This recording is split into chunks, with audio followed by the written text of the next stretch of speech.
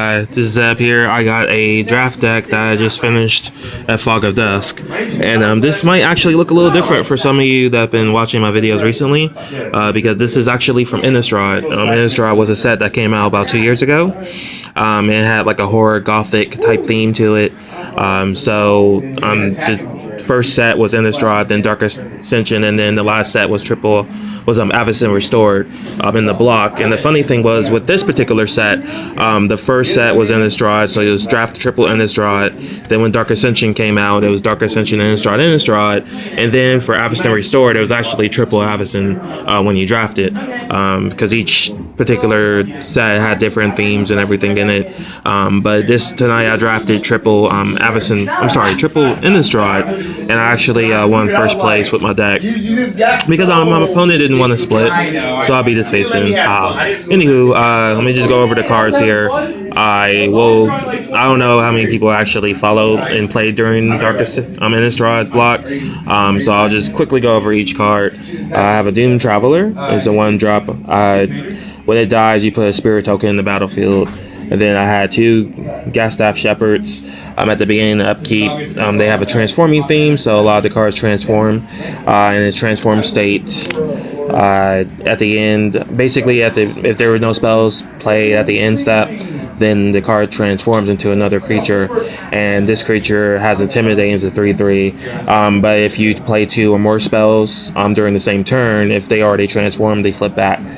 So that's a really neat mechanic with this set, and with Dark Ascension as well. It wasn't actually present in Avison Restored. So then got those, and then I have Ambush Viper. It's a flash creature with Death Touch. It's a 2/1. Then I have a Dark Thicket Wolf, and it has activated ability when you play 2 in a green. It becomes a 2/2 creature till end of turn, but you can only do it once per turn. And then Avison Priest, it's just a 1/2 cleric for 1 and a white, and you tap it and pay for 1. You tap a non-human creature. So with this particular set, they have themes like werewolves, zombies, vampires, spirits, a bunch of different types of like gothic type creatures. So this guy is really good if you're playing against a deck that doesn't have a lot of humans. And basically, the multiples of these, the better. Then I have Orchard Spirit. Orchard Spirit's ability. It can't be blocked except for by creatures with flying or reach. Really good card in the green-white aggro deck or green-white humans, because these cards can't be blocked, and there are a lot of flyers in blue and white, and some in red as well, and a few in black. But it can pretty much get past a lot of stuff for evasion. So it's like a creature with flying, but it doesn't fly. So. Then I have a Voice of Spirit. It's just a 2 and a white, 2/1 spirit with first strike and flying. Then I have a Chapel Geist with 2 white and a colorless, a 2/3 flyer. And then the first rare I picked, is my first pick, was Elder Laurels. It has the ability where when you pay 3 in a green, you get target creature gets +X until end of turn, where X is the number of creatures you control. And then I have a Thoroughbred Sentry. It has Vigilance. Whenever a creature dies that I control, it flips, it transforms, and then transforms into Thoroughbred Militia, just a 5/4 with trample. Then I have Nuvenwald Mystics, and then it's a 3/3 for 2 green and 2 colorless. When that flips, it transforms into Nuvenwald Primordials, which is a 5/5, and it has 1. If you pay a green, you can regenerate it. Then I have a Slayer of the Wicked, which it comes on the battlefield, destroys a target vampire, werewolf, or zombie. And I remember this card being really, really, really good, especially against like the red-black decks, which don't really have a lot of humans or anything that has a bunch of werewolves or zombies or vampires. And then I have a Geist-Eldritch Monk, which was actually passed to me in Pack 2. So this is a really good card because it has Vigilance, and it gets, basically it's the power and toughness equals to the amount of creatures you have on the board, and then it comes on the battlefield with 2 dudes, 2 white spirits. So basically with this particular card, if you curve into this, and you should have about 2 or 3 creatures on the board, it comes in, at least as a 5/5, if not higher. And then I also have a Geist Catcher's Rig. When this comes in the battlefield, it does 4 damage to target creature with flying. So since there's so many flying creatures in the deck, well, so many flying creatures going around, this is a really good card, and I actually picked this up pretty late in the draft.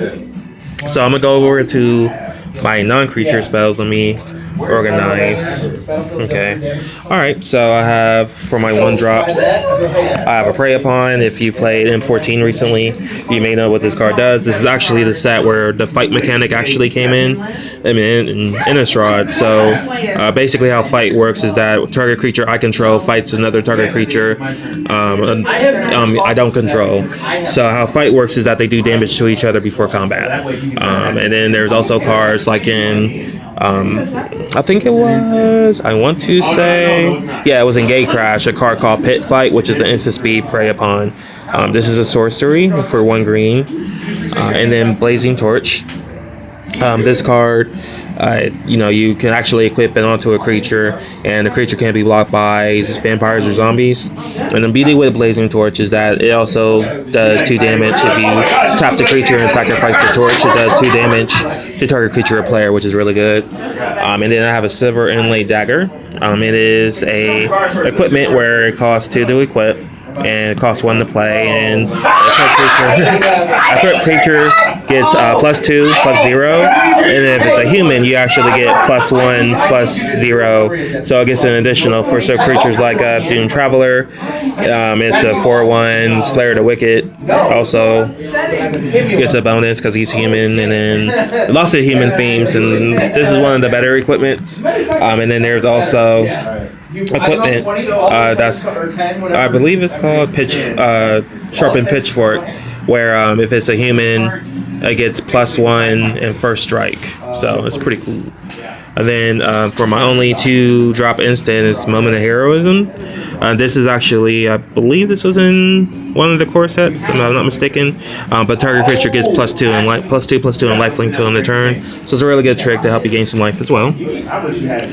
Alright, and then I have Spidery Grasp. It's untapped target creature. Creature gets +2/+4 till end of turn and gains reach, which is pretty cool. I played Gnaw to the Bone, only because in this format, life gain is somewhat important if you're getting aggroed out. And a lot of cards like to do the spider spawning combo, which I'll talk about later. But with this card, it has flashback. So you pay for the casting cost, which is 2 in the green, and you gain 2 life for each creature in the graveyard, in my graveyard, or your graveyard. And then it has the flashback for the same cost, and then you basically cast it again from the graveyard. And then I have a Ghostly Possession, and a Ghostly Possession is pretty much a like a nullify, except for the creatures can still block and attack, but it just doesn't do damage and it gains flying.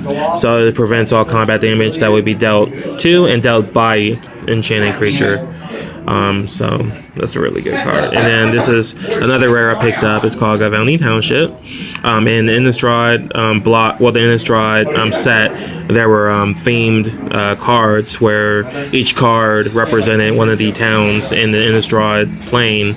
And this one actually gives you +1/+1 when you play 2 green and a white. They put a +1/+1 counter on each creature I control.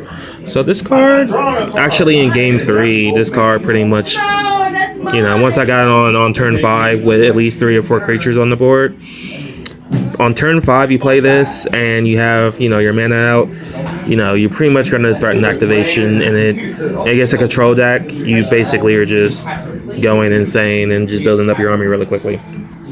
So that's really about it. Let me just go over the Spider Spawning combo with Gnaw to the Bone, Spider Spawning, and there's another card called Runic Repetition, because when you flash back a card, it's exile when you flash it back. So with Runic Repetition, you actually get a card that's been exiled back, and then you actually put it into your hand. So with combos like Gnaw to the Bone, Spider Spawning, a card called Mulch, where you basically you reveal the top 4 cards of your library, and you get all the lands that you reveal and put the rest of the cards in the graveyard. which is similar to cards like in current standard, cards like Commune with the Gods and things like that, where you're milling yourself to get certain types of cards from into your hand and put the rest in the graveyard. But basically, you mill yourself until you get a bunch of creatures in the graveyard, play spider spawning, get a bunch of spiders, and then you flash it back, get a bunch more spiders, and then you runic repetition, get spider spawning back to your hand. And then there's another card called, I forgot the name of it, but there's another card in the set where you can actually shuffle back 3 cards into your library from your graveyard, and then you shuffle it, and then it has a flashback as well. I forgot the name of it, but basically with those 4 cards, you basically just have mill, and then you can basically just infinitely stall the game or win with a bunch of spiders. So, but yep, I went 3-0 because there's only 8 people. My friend Justin actually bought a whole bunch of packs from Walmart, like Walmart in a suburb. And I'm like, wow, they actually have like a set from like 2 years ago, and he actually bought a bunch of packs, and we paid $18 for the draft because Innistrad is really expensive right now because of certain cards that are in playing in Modern, such as Liliana, the Veil, and I think Liliana is being played a lot, and that's like the money card of this set, was in Liliana, the Veil. But other than that, the deck was really fun. This is I want to say this is the 3rd time I've drafted Innistrad in the last few months. So I did pretty well in the first draft. I did in the second one I actually did well. I ended up splitting with my opponent, but then tonight my 3rd round opponent didn't want to split, so I beat his face in, and it was awesome. Gavalny Township, where are you, baby? Love you, Gavalny Township. Alright, so that's around it. I'm about to go to bed. Actually go home from Fog of Dusk and relax and get ready for work in the morning. So I hope you guys have a great time. And one more overview of the deck. Oh, another thing too, there was actually some other black people that came in was playing Commander, and that was really awesome because I was the only black person playing Magic tonight. So shout outs to those people. Other than that, I'm gonna go ahead and go home. So you guys have a good night.